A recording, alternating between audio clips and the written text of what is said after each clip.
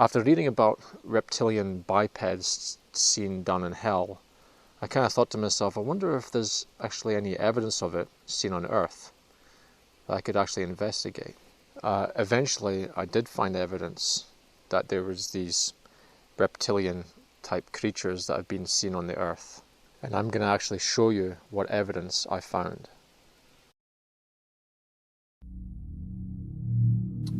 I was looking on YouTube and I found this man who talked about a lizard man.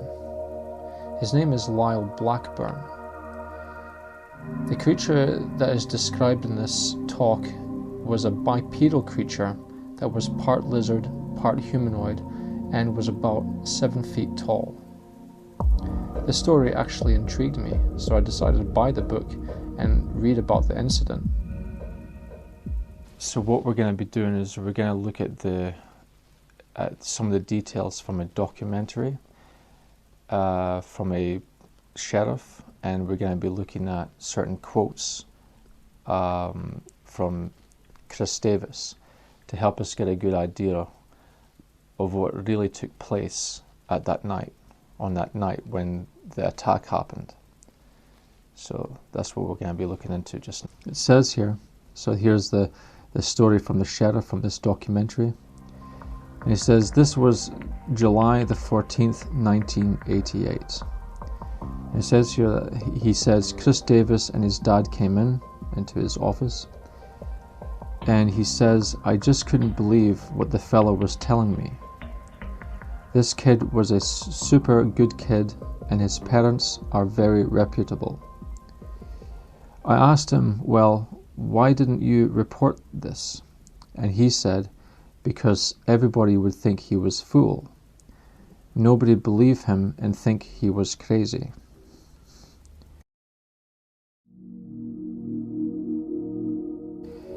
He was coming home from work and had a flat tire. And he stopped by a little dirt road to fix his flat tire. And he fixed his flat tire and was placing the tools back in the car.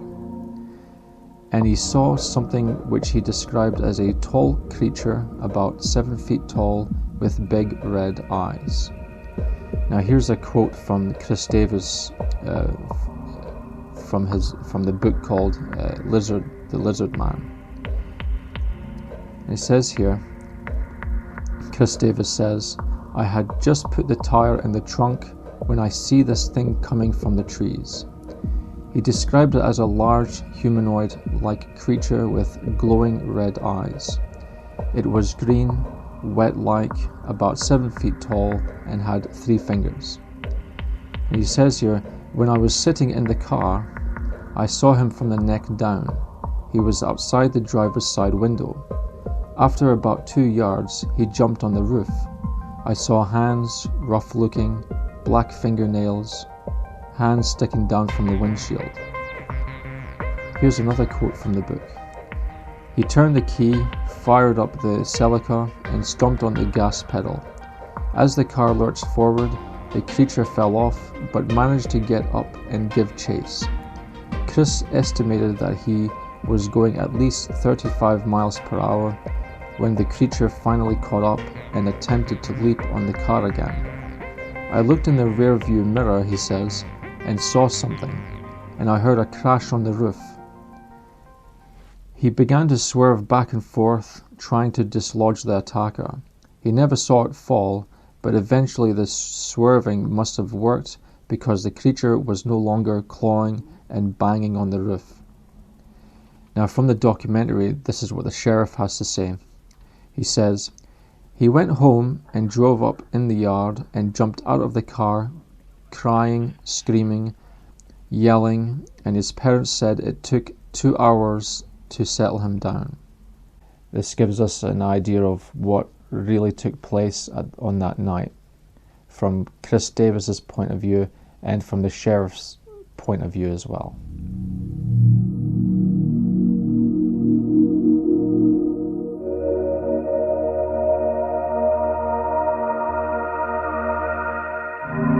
What makes Chris Davis's story very believable is how he actually manages to pass a lie detector test. Number 2 is that there's actually physical damage to his car.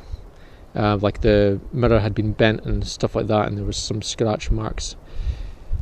So when you think about that, it kind of doesn't make sense for Chris Davis to beat up his own car, damage his own car when he's a worker at McDonald's, and then decide to blame it on some creature that no one's going to ever believe, you know. So I kind of think, I doubt that he'd be trying to damage his own car, you know, when he's a working kind of person. Another thing that we need to think about is that there's also been other witnesses that saw the same kind of creature as well. And the sheriff, he also found this footprint as well of some sort that may have belonged to this creature.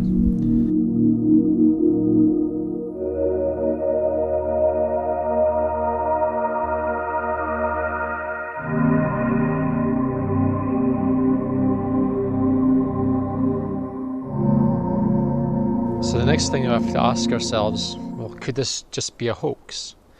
The only problem with that theory is that when you think about the fastest man in the world, he can only run at 27.8 miles per hour. But when it comes to this creature was running very fast. When Chris Davis was trying to escape from the creature, he was driving at 35 miles per hour, and this creature was running after his car and still caught up to his car, and then he heard the creature banging on the roof, which means that this creature was running at faster than 35 miles per hour. So it really can't be someone dressed up in a suit. So that's quite disturbing, that is. It's not normal.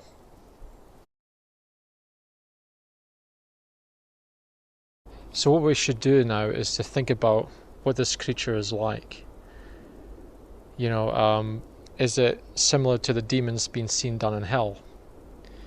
Because one, the creature is bipedal, just like because Brian Melvin said he saw a reptilian type demon and a lizard like creature down in hell, right? So, and it was bipedal as well.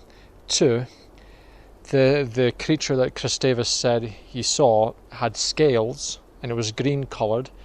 Brian Melvin down in hell, he saw the reptilian creature also had scales over its body. Number three, this creature could run at very, very quickly, faster than a human being.